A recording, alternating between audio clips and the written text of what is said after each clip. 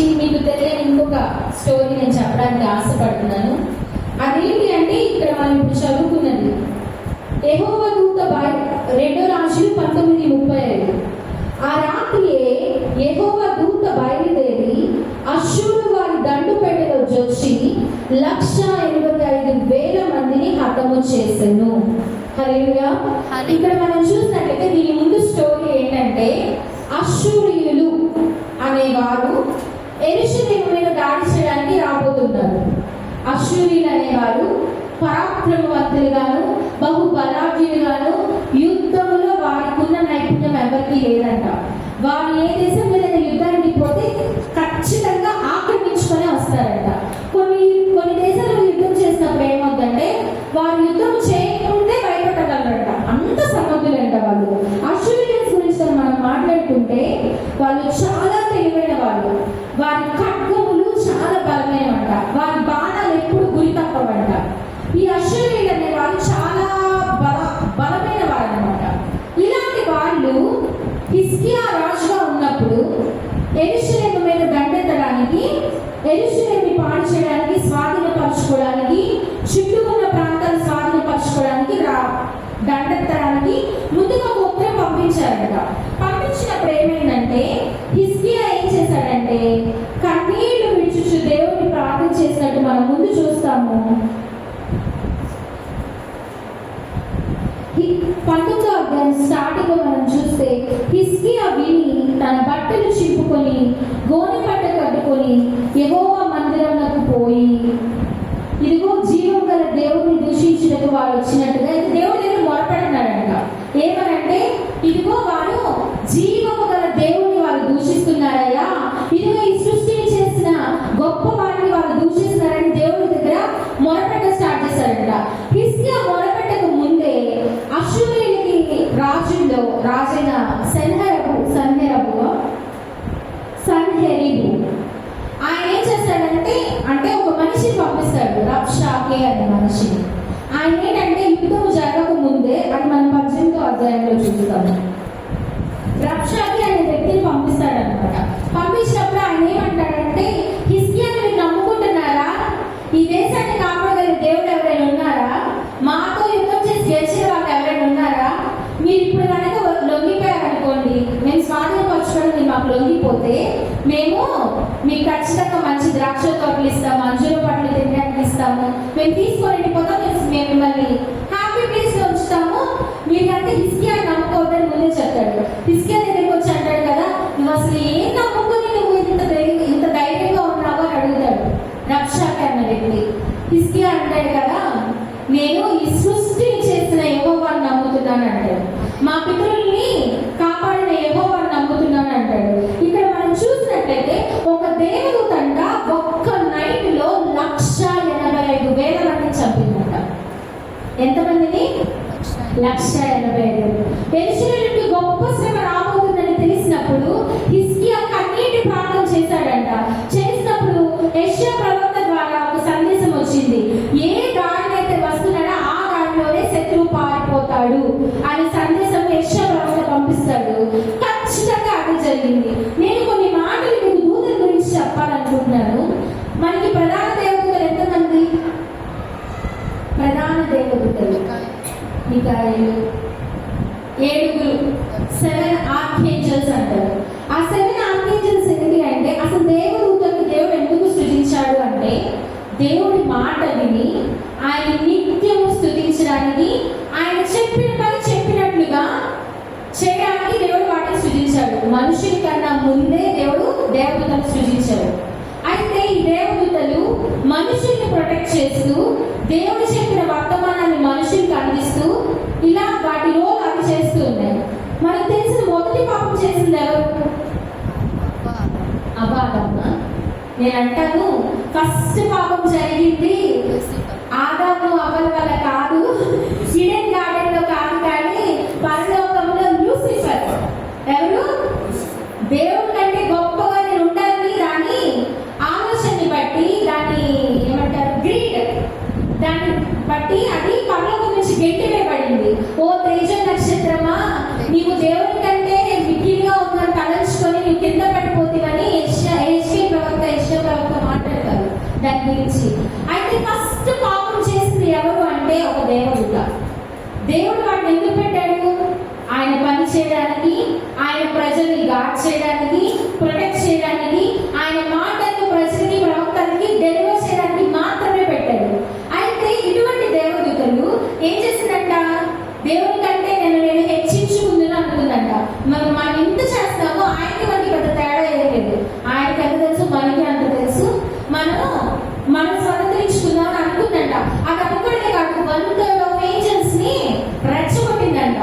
అయితే అక్కడ పరలోకంలో ఒక యుద్ధం జరిగింది. యుద్ధం జరిగినప్పుడు నిలబడిన ఒక దేవదూత ఎవరు అంటే మిఖాయేలు. మిఖాయేలు దేనికి సాధిస్తుందంటే యుద్ధానికి. ఏంజల్ ఆఫ్ వార్ అంటారు. యుద్ధంలో మిఖాయేలు గెలిచగలిగిన వారు ఎవరు లేరు. అటువంటి మిఖాయేలు వాటితో యుద్ధం చేసి కిందకి భూమి మీద పడడానికి హెల్ప్ చేస్తాడు మనం చూస్తాం. 7 ప్రధాన దేవదూతలు ఉన్నాయంట. ఒక దేవదూత ఏమో రఫాయేలు. రఫాయేలు నేములోనే ఉంది. రాఫా అంటే ఏంటి? స్వస్థత. ఈ ఏంజల్ ఏం చేస్తాడంటే భూమి మీద అద్భుతాలు, గాయపడే వారిని, స్వస్థత కోరుకునే వారిని, ఎవరైతే ఇబ్బందుల్లో ఉన్నారో వారికి స్వస్థత దయచేస్తుందంట రఫాయేలు. ఇంకొక సరియల్ అనే ఒక దేవదూత ఉందంట. ఆ సరియల్ ఏంటి అంటే Angel of death are destruction. దేవుడు ఆజ్ఞ ఇచ్చిన వెంటనే ఎక్కడికైతే అక్కడికి వెళ్ళిపోద్ది.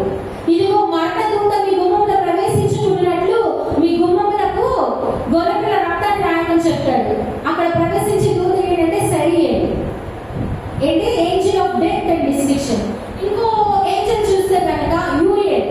యూరియల్ ఏంటి అంటే విజ్డమ్. ఏంజల్ ఆఫ్ విజ్డమ్, జ్ఞానం అంట. ఈ యూనివర్స్ లో ఎవరు దేవుని బిడ్డలు, ఎవరు దేవుని అనుసరించుకుని ఉంటారు అనేది దాని జ్ఞానంతో వెంటనే పసిగట్టేస్తుందంట. రేపు పొద్దున దేవుని ముద్ర వేయడానికి కూడా ది బెస్ట్ రోల్ పోషించేది ఎవరంటే యూరియల్ అనమాట. ఇంకా చూస్తే గ్యాబ్రియల్. గ్యాబ్రియల్ గురించి మనందరికీ తెలుసు కదా. ఏంటి? మరి దగ్గరికి వచ్చింది. ఇదిగో నువ్వు తల్లిని కాబోతావు, కంటికి నువ్వు గర్భం ధరిస్తావు, ఇదిగో యేసు అని పేరు పెట్టావని జకర్యా దగ్గరికి వచ్చింది, గొల్లల దగ్గరికి వచ్చింది, జ్ఞానం దగ్గరికి వచ్చింది. గ్యాబ్రియల్ దేవుడు ఏ మెసేజ్ చెప్తే ఆ మెసేజ్ డెలివర్ చేస్తుంది అనమాట. ఇంకా మనం చూస్తే మిఖాయేలు గురించి చెప్తున్నాం, యుద్ధం చేసేది. గ్యాబ్రియల్ సువార్త సందేశం పంపేది. ఇంకా చెప్పాలంటే రఘుయేల్ అనే ఒక ఏంజల్ అన్నమాట. ఈ రఘుయేల్ ఏంటంటే జడ్జ్మెంట్, జనరల్కి జడ్జ్మెంట్ పాస్ చేసేది, తీర్పు ఇచ్చే ఏంజల్ అంట. ఇంకోటి చూస్తే రఘుయేల్. రఘుయేల్ ఏంటి అంటే ఏంజల్ ఆఫ్ థండర్స్. మంచి పీపుల్ ని సెపరేట్ చేస్తుందంట. ఎన్ని చెప్పారు? 7. రఫాయేల్, మిఖాయేల్, గ్యాబ్రియల్, రఘుయేల్, యూరియల్, సాయల్, మొత్తం 7. ఈ ప్రధాన దేవతలు దేవుడు ఎందుకు ఎంచుకున్నాడు అంటే ఆయన పని చేయడానికి ఎంచుకున్నాడు. అయితే ఇక్కడ ఒక కష్టం వచ్చిందంట యెరూషలేముకి. ఏ కష్టము? అష్షూరీయులు యుద్ధం చేయడానికి తెగించి వచ్చేసారు. అయితే ఆ తెగించి వాళ్ళు వచ్చినప్పుడు దేవుడు ఒక దూతను పంపాడంట. ఎవరా దూత? 1,85,000 మందిని రాత్రికి రాత్రే హతం చేసేసిందంట. ఈరోజు దేవుడు చెప్తున్నాడు కదా, మనకు కనపడదు ఏం చేస్తున్నాడు దేవుడు అనేది. మనం చూసినట్టయితే ఇక్కడ హిజ్కియా ప్రార్థన ఒక్కటే చేశాడండి. ప్రార్థన చేసినప్పుడు దేవుడు పంపించిన దూత 1,85,000 మందిని హతం చేసింది.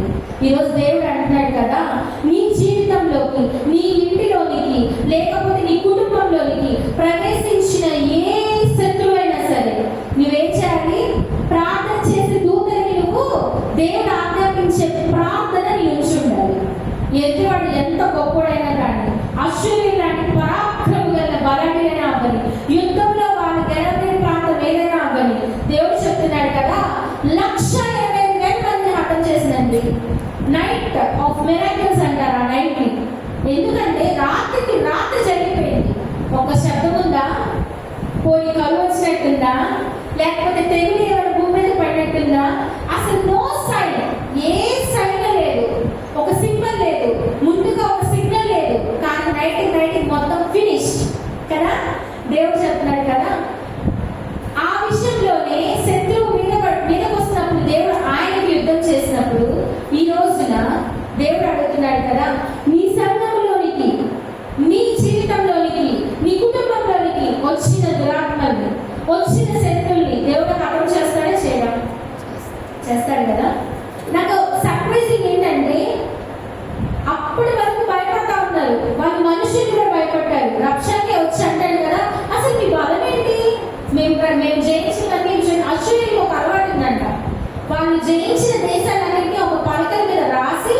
మేము ఈ రకంగా జయించామని చెప్పి రాయించి పెడతారంట.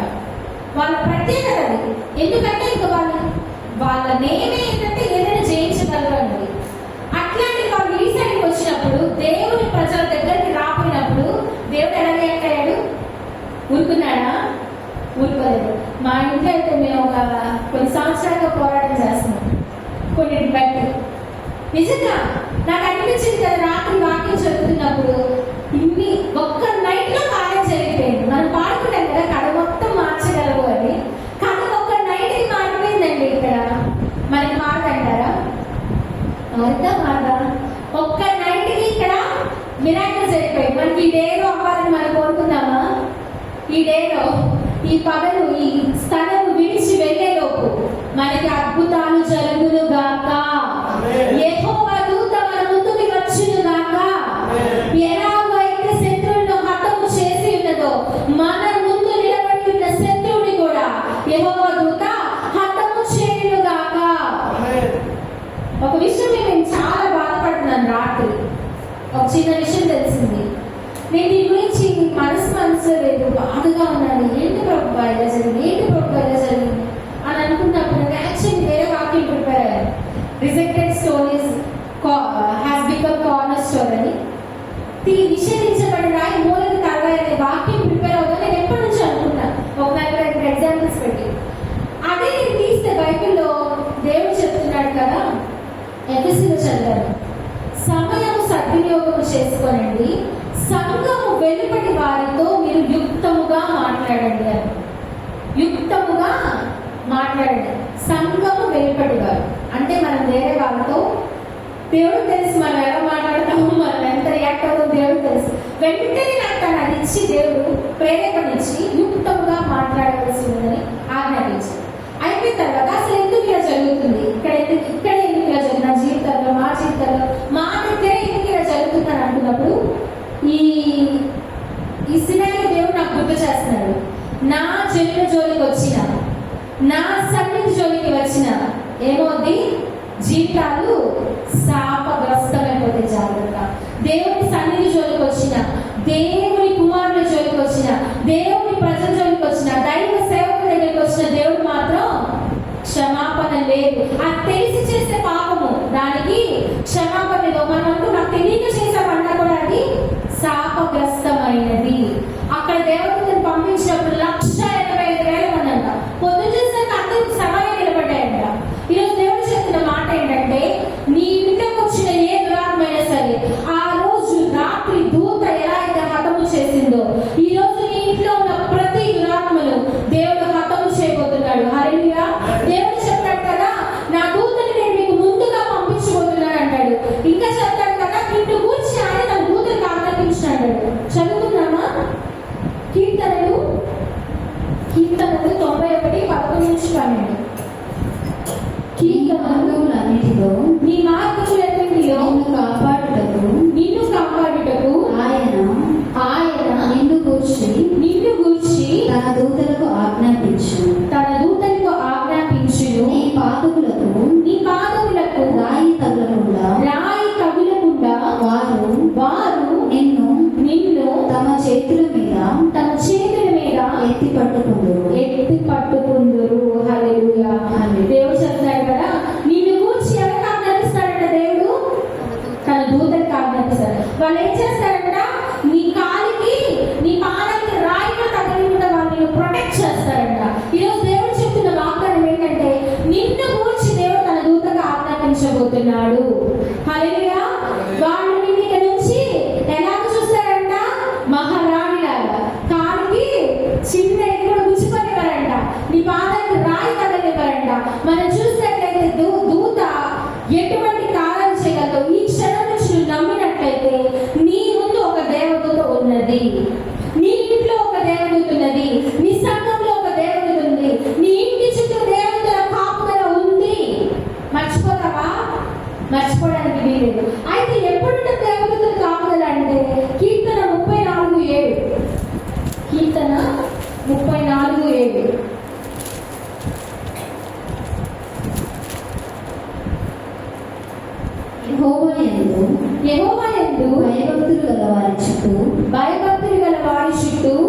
దూత కావలి ఉండి ఆయన దూత కావలి ఉండి వారిని రక్షించు. వారిని రక్షించును. ఎప్పుడంట? కండిషన్, టర్మ్స్ అండ్ కండిషన్స్ ఉంటాయి కదా ప్రతిదానికి. నీకు దూత కావలి ఉండాలంటే నీకు ఏముండాలి? భయభక్తులు. లాస్ట్ టైం కూడా నేను చెప్పాను, భయం ఉంటే భక్తి ఉండాలి, భక్తి ఉన్న చోట భయం ఉండాలి. నాకు దేవుడు అంటే భయం ఉంటే భక్తి లేకుండా చేస్తే సరిపోదు. ఈ రెండు ట్విన్స్ లెక్క, రెండు కంపల్సరీ ఉండాలి. భయము భక్తి. దేవుని యందు భయం ఉండాలి, భక్తి ఉండాలి. అప్పుడు వాళ్ళ చుట్టూ ఏముంటుందంట? యెహోవా దూత కావలి ఉండాలి. నువ్వున్న చోట నిన్ను పట్టి ఒక్కరి పరిశుద్ధులు, ఒక్క నీతి మందిని ఒక్కడున్నా చాలు, ఆ పట్టణాన్ని నేను నాశనం చేయకుండా కాపాడుతాను అన్నాడు. అప్పుడు అక్కడ కూడా ఈ ఏజ్ ఆఫ్ డిస్కషన్ ఎంటర్ అయినప్పుడు లోతుని మాత్రమే కాపాడింది. ఎవరిని బట్టి? అబ్రహాం. నేను అబ్రహాము లోతు పెట్టుగా కథ చెప్పినప్పుడు చెప్పాను, యెహోవా దూత నాశనం చేయడానికి వచ్చినప్పుడు లోతు కుటుంబం మాత్రమే రక్షించబడింది. సొదొమ గొమొర్రా మొత్తం పూర్తిగా నాశనం అయిపోయింది. అవునా? మొట్టమొదటిగా అసలు నిజం చెప్పాలంటే చాలా మంది లూసిఫర్ని తిట్టుకుంటారు, అన్నీ చేస్తారు కదా. కొంతమంది రీసెర్చర్స్ ఏం చెప్తారంటే ఆమెకంట ముందు దేవుని కన్నా తను హెచ్చించుకోవాలనే ఆశ కన్నా ముందు మనుషుల్ని చూసి అసూయ పడిందంట. ఎందుకో తెలుసా? మేము ఇంతగా నిత్యము ఆరాధిస్తున్నాం, ఇంకా వాటికి నాన్ స్టాప్. మనలాగా ఇంట్లో అన్ని పడుకొని బట్టలు కుట్టుకొని లేకపోతే మర పని చేసుకొని అన్ని అయితే రోజుకు ఒక గంట స్థుతించవు. నిత్యము పరిశుద్ధులు పరిశుద్ధులు పరిశుద్ధులు అని గాన ప్రతిగానంతో కొనియాడబడుతుంది మన యేసయ్య. ఎవరి ద్వారా? దూతల ద్వారా. నిత్యము అవి స్తుతిస్తూ అవి గణపరుస్తూ ఆయన మాటలు ఆజ్ఞ ఇచ్చినట్టు చేస్తుంటే దేవుడికి మనుషులు కావాలనుకున్నాడంట. మనతో సహవాసం చేయడానికి మనుషులు చేసుకున్నాడంట. మన ఆదికాండంలో చూస్తే మనతో సహవాసం చేయడానికి ఆయన ఆదాము ఏర్పరచుకున్నట్టు, సృజించినట్టు, తన పోలికగా చేసుకున్నట్టుంది. మనల్ని కోపం వచ్చేసిందంట లూసిఫర్కి. చాలా కోపం వచ్చిందండి. మేము ఇంత చేస్తున్నాము, నిత్యము స్తుతిస్తున్నాం, నిత్యం ధూపం వేస్తున్నాం, ఈయన మనుషులు చేసుకుంటాడా? పట్టింది బాగా. ఏంటి? మమ్మల్ని పక్కన పెట్టి ఈయన మనుషులు చేసుకున్నాడు కాబట్టి మేము కూడా రివర్స్ అవుతాం. మేము కూడా ఇప్పుడు దాని గోల్ ఏంటంటే దేవుడు ఛాలెంజ్ చేసిందంట. దేవుని నువ్వు మమ్మల్ని కాదు అని మనిషిని చేసుకున్నావు కదా, ఆ మనుషుడు ఏ పాటి వాడు నీకు నిరూపిస్తామన్నాడంట. అంటే ఇది బైబిల్లో రాయబడలేదు కానీ బుక్ ఆఫ్ ఈనోక్ అని ఒకటి ఉంటుంది. అందులో నేను దాని నుంచి చూశాను అనమాట, ఆ స్టోరీలో చూశాను అనమాట. అది కూడా దీనిలో మెన్షన్ చేయలేదు, కాకపోతే దీనికి సంబంధించింది. అది కొంతమంది రీసెర్చర్స్ దీన్ని ఇలా రాశారు కూడా. నిజానికి లూసిఫర్ అనేది పాపం దేవుడి కన్నా ఎక్కువ ఉంచుకున్న మాట నిజమే, కానీ దానికన్నా ముందు దానికి మనుషుల మీద అసూయ పుట్టిందంట. ఏంటి? ఏ మాట వాళ్ళు నిత్యం పాపం చేసేవాళ్ళు, వాళ్ళు ఆజ్ఞాపిస్తే వెళ్ళిపోవాలి దూత.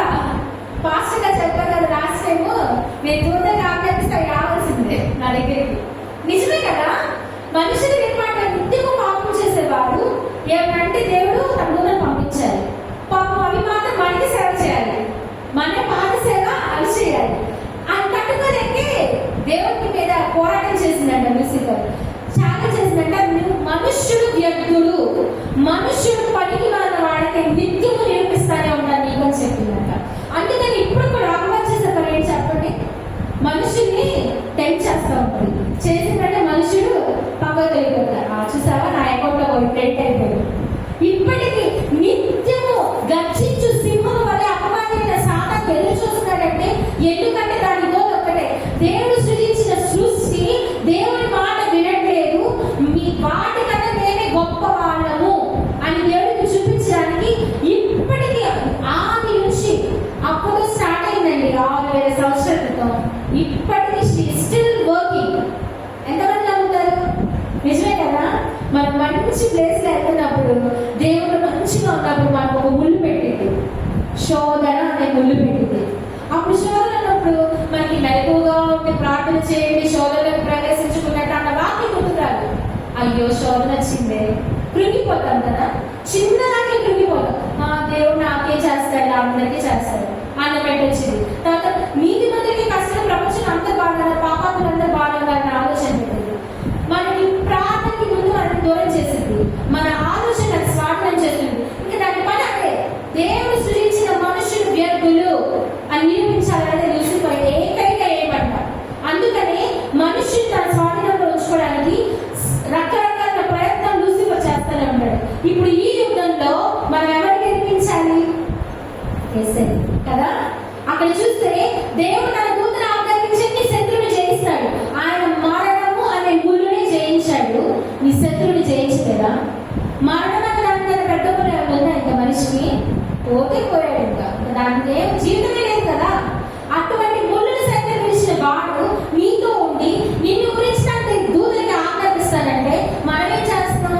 కొంతసేపు సినిమాలు, కొంతసేపు సినిమా పాటలు, కొంతసేపు ఫ్రెండ్స్తో బయటికి శివాలు, ఇన్ని చేయడం మరి దేవుడి దగ్గర కూడా రాము కదా.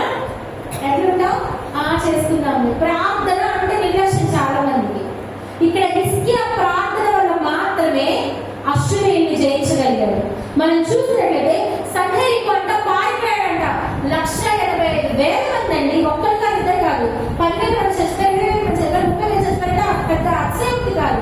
185,000 మందిని ఒక్క దాడికి హతం చేసింది. ఒక శబ్దం లేదు, ఒక ఖడ్గము లేదు, ఒక ఏమంటారు సైన్యం లేదు, ఏది లేదు. ఒక్క నైట్కి మిరాకిల్ జరిగిపోయింది. దేవుడు చెప్తున్నాడు కదా, నీవు కూడా ప్రార్థించినట్లయితే ఏంటి ప్రార్థన, మీరు ప్రతి దానికి కృతజ్ఞత విషయమై నాకు ప్రార్థన సన్నిధికి తీసుకురండి అంటాడు దేవుడు. ఎంతమంది కృతజ్ఞత చెల్లిసి దేవుడు ప్రార్థనకి మీ విన్నపాలు తీసుకొస్తున్నారండి? ఇక్కడ ఒకళ్ళ ఎంతమంది తీసుకొస్తున్నారు? మన చర్చిలో ఉన్నంత సంతోషం. మనం ప్రతి విషయమై కృతజ్ఞతాపన్నానికి చెల్లించాలి.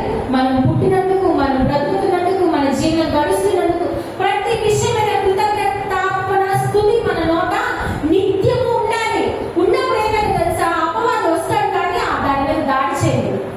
మనం చూసినట్లయితే ఇక్కడ 2 దినవృత్తాంతములు 32:5 చదువుతున్నామండి. 2 దినవృత్తాంతములు 32:5.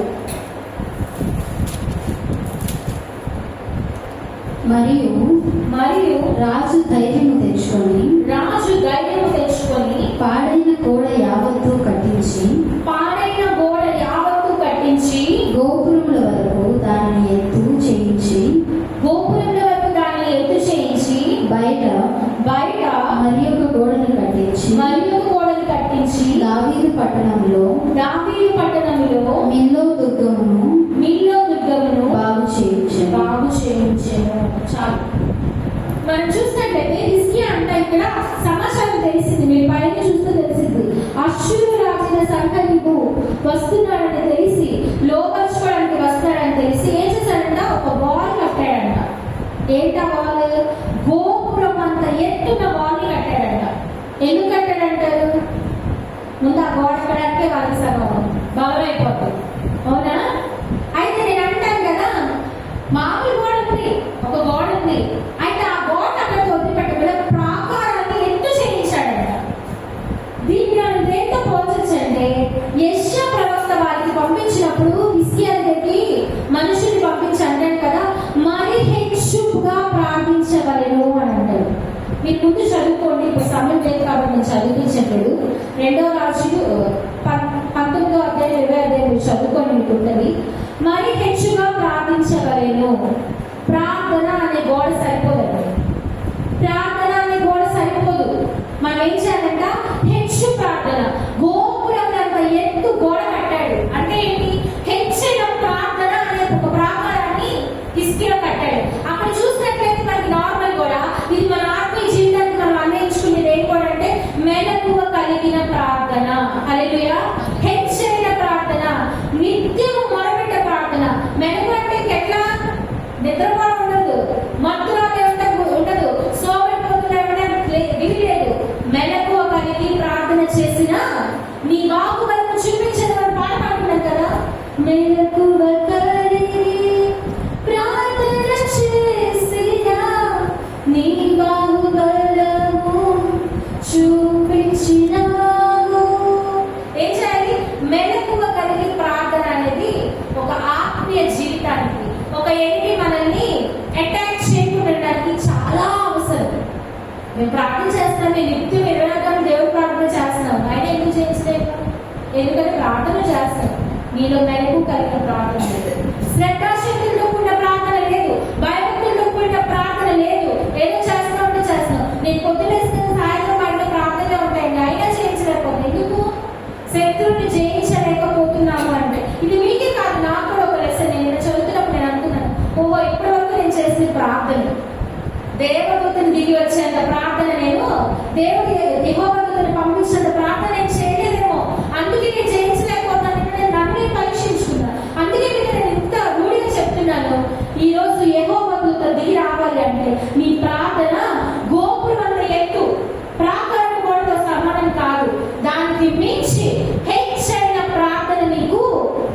ఉండాలని దేవుడు ఆశిస్తున్నాడు.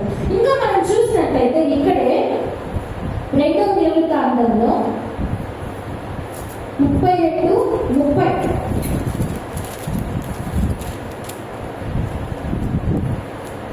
ఈ హిజ్కియా గిహోను కాలువకు ఎగువను కట్టివేయించి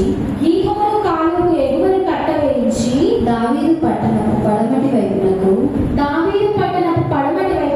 దాన్ని తెప్పించెను. హిజ్కియా తాను పూనుకొనిన సర్వ ప్రయత్నములందును వృద్ధి పొందెను. హల్లెలూయా.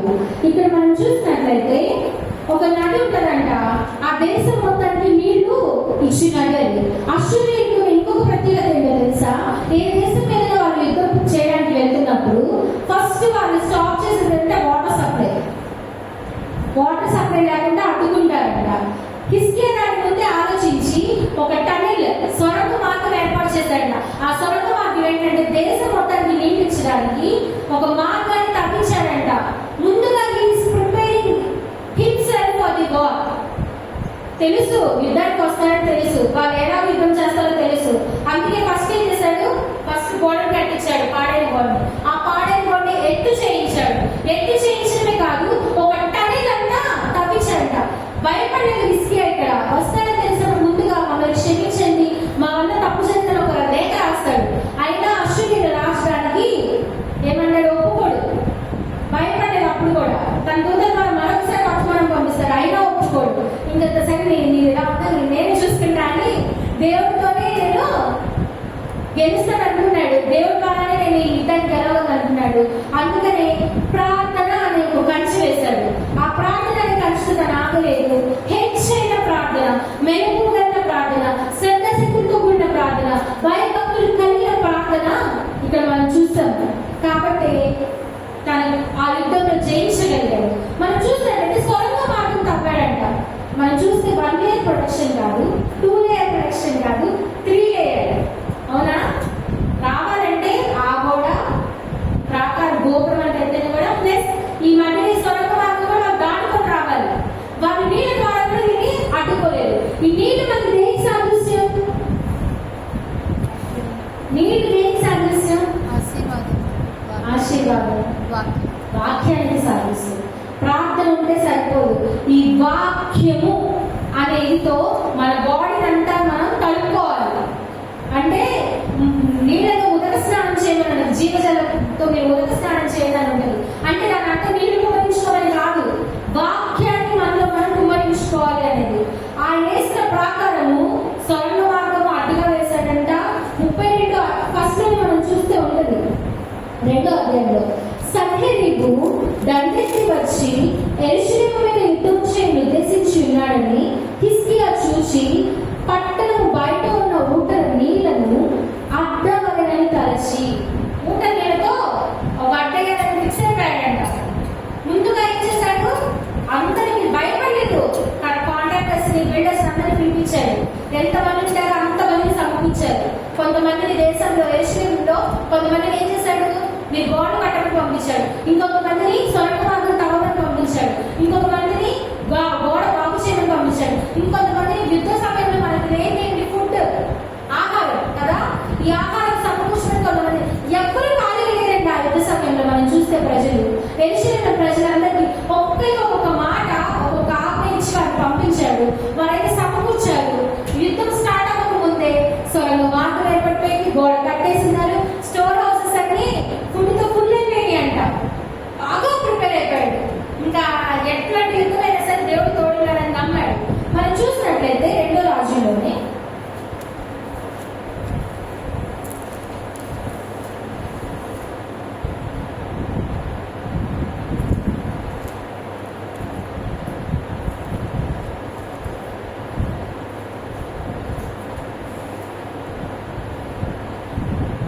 33వ అధ్యాయం 32 నిమిషాలు. కాబట్టి అశ్షూరు రాజుని గురించి యెహోవా సెలవిచ్చినదేమనగా, అతడు ఈ పట్టణంలోనికి రాడు. ఒకటి ఏంటంట? అతడు ఈ పట్టణంలోనికి రాడు. ఈ రోజు నుంచి నువ్వు నమ్మాల్సింది ఏంటో తెలుసా? నీ శత్రువు ఇక నీ ముందుకి రాడు.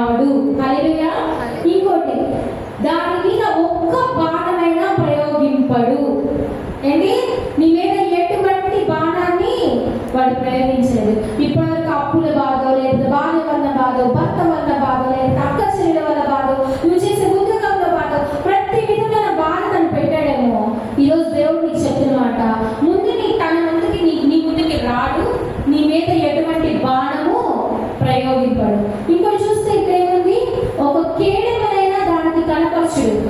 ఏది కూడా దానికి మీ గురించి ఏ ఒక్క లోటును దానికి కనపరచలేదు. ఇంకా చూసినట్లయితే దాని ఎదుట ముట్టడి దిబ్బ కట్టడు, దానికి సులువైన మార్గం మీద ఆయన ఏర్పాటు చేయడంట. ఇంకా చెప్తాడు కదా, ఈ పట్టణంలోనికి రాక తాను వచ్చిన మార్గంలోనే అతను తిరిగిపోవును. ఇదే యెహోవా వాక్కు. ఏమంటున్నాడు? తాను వచ్చిన మార్గంలో తిరిగి వెళ్ళిపోతాడంట. మనం చదువుకుంటాం కదా ద్వితీయోపదేశకాండంలో, శత్రువు ఒక మార్గంలో వచ్చి 7 మార్గాల్లో పారిపోతుంది చదువు. కానీ ఇక్కడ దేవుడు చెప్తున్నాడంటే ఏ మార్గంలో అయితే వచ్చిందో ఆ మార్గంలోనే వెనక్కి వెళ్ళిపోతుంది. హల్లెలూయా. ఫస్ట్ నీ ముందుకు రావడానికి వాడు డైరెక్ట్ చేయడు. ఇప్పటి వరకు చేశాడేమో, ఈరోజు దేవుడు చెప్తున్న మాట ఏంటంటే ఇకపై శత్రువు నీ ముందుకి రాడు. నమ్ముతున్నట్లయితే గట్టిగా హల్లెలూయా చెప్తామా? ఇకపై నా ముందుకి శత్రువు రాడు, వాడి బాణము నా మీద ప్రయోగించడు, ఏ కేడము దానికి కనపడదు, వచ్చిన దారిని వెళ్ళిపోను గాక. హల్లెలూయా. ఈ వాక్యాన్ని నువ్వు స్వతంత్రించుకున్నట్లయితే దేవుడు చెప్తున్నాడు కదా, ఈ సంఘంలో చొరబడిన దురాత్మైన, నీ ఇంట్లో చొరబడిన దురాత్మైన, ఇదిగో నేను పీల్చి పిప్పి చేసి చావు వరకు నేను తీసుకెళ్ళిన దురాత్మైన, దేవుడు చెప్తున్నాడు కదా, ఇకపై అది నీ ఎదుట నిలవలేదు. ఆమేన్. దాని క్రియలు నిశ్చయముగా నాశనమైపోను గాక. దేవుని పేరట, దేవుని నామం పేరుట నేను ఈరోజు ప్రవచిస్తున్నాను, నీ ఎదుటైన శత్రువు నిలవలేడు. ఇకపై దాని క్రియలు నిశ్చయముగా నాశనమైపోతున్నాయి. ఇప్పటి వరకు బాధపడ్డారేమో, ఇప్పటి వరకు ఏడ్చారేమో, ఇప్పటి వరకు కృంగిపోయారేమో.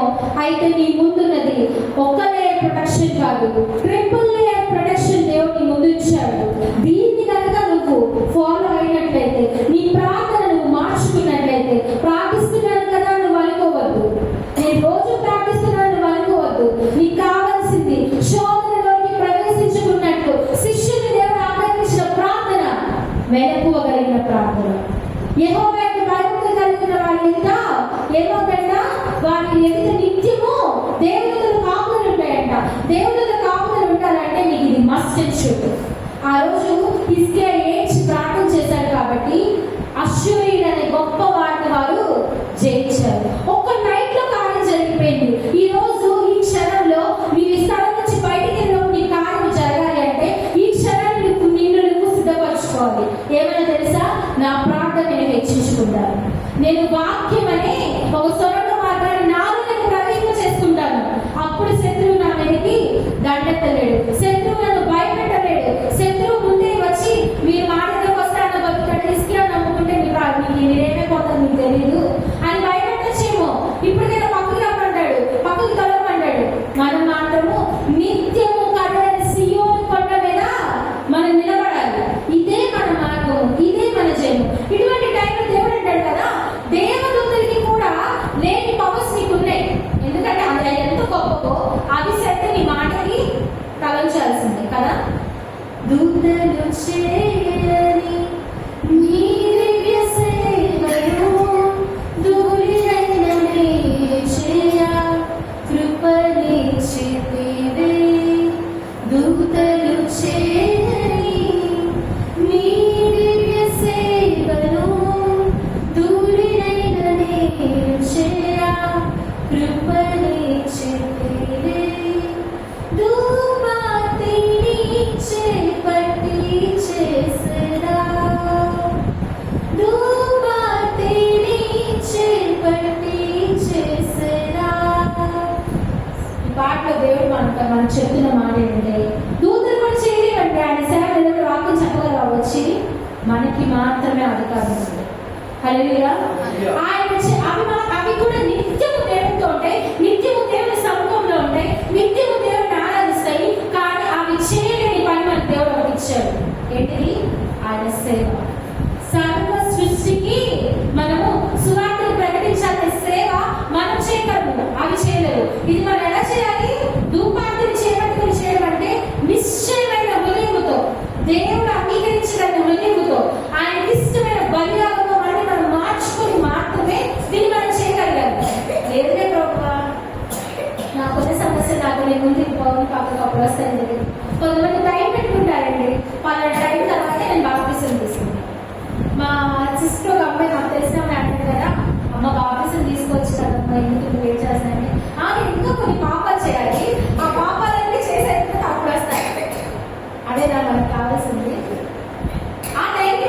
వచ్చింది ఆ మాట అంటే. కానీ నిజంగా మన ఆత్మీయస్థితి మనం దాన్ని అన్వేషిస్తుంటే ఇంకా పాపంలో ఉంటాను, ఇంకొన్ని పాపాలు చేస్తుంది, ఇంకొంచెం ఎంజాయ్ చేస్తుంది కదా, నేను వస్తానంటే ఆ టైంకి రాకపోవచ్చు. ఏం చేస్తావు? నువ్వు విడిచిపెట్టబడ్డ గుంపులో నువ్వు ఉండిపోతావు. గొప్ప మహాశ్రమ కాలం 7 సంవత్సరాల ట్రిబ్యులేషన్ పీరియడ్ లో నువ్వు ఉండాల్సి వచ్చింది. ఖచ్చితంగా సాతాను ముద్ర నీ మీద పడిపోద్ది. ఆ సమయం అందుకే అంటారు, దుర్దినములు రాకముందే నీ కాళ్ళు చీకటి కొండలకి తాకకు ముందే బాధిత మధ్య సృష్టికర్తను స్మరణ తెచ్చుకో. ఆ చిన్న ఏజ్ నుంచి మొక్కై మొక్కది మానే మొక్కన అంటారు. అవునా? వాళ్ళ ఏజ్ నుంచి మనం ఏం పెట్టుకోవాలి? దేవుని మాటలు మన నోట ఉంచుకోవాలి. నిత్యము ఆయన స్తుతిస్తూ ఉండాలి. అప్పుడు మనం పెద్దల దాని ద్వారా నుంచి మనము పక్కకి జరగము. ఎందుకంటే యెహోవా దూత మన పట్టణం చుట్టూ, మన ఇంటి చుట్టూ, మన సంఘం చుట్టూ, మన చుట్టూ కావాలి ఉండబోతుంది. మనకన్నా ముందు మన ముందుకు మన మీదకి వస్తుందంటే అదే ఇది ఫైట్ చేస్తుంది. గొప్ప మిఖాయేలండి సాతాను సైతం దగ్గర పోరాడి అసలు తోసేసిందంట పైనుంచి కిందకి. అటువంటి మిఖాయేల్ సైలెన్స్ అయితే నీకు భయపడాల్సింది. నీ దగ్గరికి రావాల్సిందే. నీ ప్రార్థన ఎప్పుడు ఎలా ఉంటే హిజ్కియా ఇక్కడ చేసిన ప్రార్థనని చూసారా? ఆ ప్రార్థన కనుక నీలో ఉంటే దేవుడు చెప్తున్న మాట నీకు నువ్వు అనుకోవచ్చు నేనేం చేయలేదని, నువ్వు అనుకోవచ్చు నేను జయించలేని దురాత్మని, నువ్వు అనుకోవచ్చు నీ గురించి ప్రార్థన చేసినప్పుడు నేను బాధపడతాను, నేను ఇబ్బంది తెచ్చుకున్నాను, నువ్వు అనుకోవచ్చు. కానీ నీకు అది చిన్నగా పెద్దగా కనిపిస్తుందేమో, కానీ దేవుడికి అది సింగిల్ ఏమంటారు, సింగిల్ ఎంతో సమానం అంటారు కదా. అసలు ఆయన చాలా చిన్న కార్యం అది. ఒక్క నైట్ మార్నింగ్కి డెస్ట్రాయ్ అయిపోయిందండి. మొత్తం సవాలు కనపడ్డాయంట. ఈ రోజున ఇప్పటి వరకు నువ్వు అనుభవించిన శ్రమలన్నీ కూడా సవాలుగా మార్చబడిపోతాయి. హల్లెలూయా. ఇప్పటి నుంచి ఒక పూల బాణ దేవుడు నీకు వేయబోతున్నాడు. ఇప్పటి వరకు ప్రతి విషయంలో అది అగ్ని బాణాలు సంధించి నిన్ను ఆపేసిందేమో, నువ్వు చేయాల్సిన కార్యములు జరగకుండా అడ్డుకుందేమో దేవుడు చెప్తున్నాడు. ఈ రోజు దేవుడు నిన్ను కూర్చి తన దూతలకు దేవుడు ఆనందించబోతున్నాడు. వారు నేను ఎలా చూసుకుంటారంటే నీ పాదముకు రాయి కలుగులను ఎత్తి పట్టుకుంటారు, నిన్ను ప్రొటెక్ట్ చేస్తారు. ఎవరు నీ మీదకి రాకుండా అది నీకు మహా కంచెగా ఉండబోతున్నాడంట. మీరు నమ్మినట్లయితే దేవుడిని స్తుతించండి. ఇంకా చెప్పాలంటే మీ బలం బట్టి కాదు, మీ శక్తిని బట్టి కాదు, మీరు నమ్మాల్సింది ఒక్కటే కన్నీటి ప్రార్థనకున్న విలువ, మెల్లగా ఉండి ప్రార్థన చేసేదాని యొక్క విలువ, నీవు హెచ్చుగా కట్టిన ప్రార్థన అనే ప్రాకారం యొక్క విలువ నీకు తెలిసి ఉండాలి. రెండు మూడింటిగా ఎలా అయితే కట్టడలు అడ్డు శత్రువు దాడి చేయకుండా హిజ్కియా అక్కడ రోజులు నిజంగా వేశాడు. ఇక్కడ రోజులు నువ్వు ప్రార్థన అనే కంచ, హెచ్చు ప్రార్థన అనే కంచ, నీ వాక్యము అనే కంచ, నీకు రావాలంటే నీ దాటుకొని రావాలంటే 3 దాటుకొని రావాలంటే, నన్ను టచ్ చేయాలంటే మన ముందు దేవుడు దూతను టచ్ చేయాలంటే సినిమా చెప్పుకుంటారు కదా, నన్ను టచ్ చేయాలంటే అది సినిమా కాదు. ఇప్పుడు మనం చెప్పాల్సిన మాట ఏంటో సార్, నన్ను టచ్ చేయడం అంత ఈజీ కాదు. ఇప్పుడు వరకు వేసావేమో, ఇప్పుడు నువ్వు వచ్చిన మార్గం నువ్వు వెనక్కి వెళ్ళిపోతావు. ఈ రోజున దేవుడు నీ పట్ల ఒక మాట ప్రవచించి చెప్పాడు. నీవు నమ్మినట్లయితే దీన్ని స్వతంత్రించుకుంటావు. ప్రతి విధమైన అది ఏ విధమైన బాధైనా అవ్వండి, ఎటువంటి ఇబ్బంది అయినా అవ్వనివ్వండి, ఇప్పటి వరకు జరగకుండా ఇన్ని సంవత్సరాల వరకు మేలు జరగకుండా అడ్డుకున్న దురాత్మ అవ్వండి, ఈ రోజుతో అది లయమైపోవునుగాక. హల్లెలూయా. ఇప్పుడు మనం పాడాల్సిన పాట ఏంటి? దారుణ హింసలలో దేవుని దూతలుగా పడవా. నెక్స్ట్ మనకి ఎటువంటి హింస వచ్చినా, ఎటువంటి కరువు వచ్చినా, ఎటువంటి ఉపద్రవం వచ్చినా, ఎటువంటి నిందనైనా వస్తుహీనతైనా మనం చేయాల్సిందేంటి? ఎటువంటి హింసలైనా సరే ఒక దేవుని దూతగా మనము మారాలి. దేవుని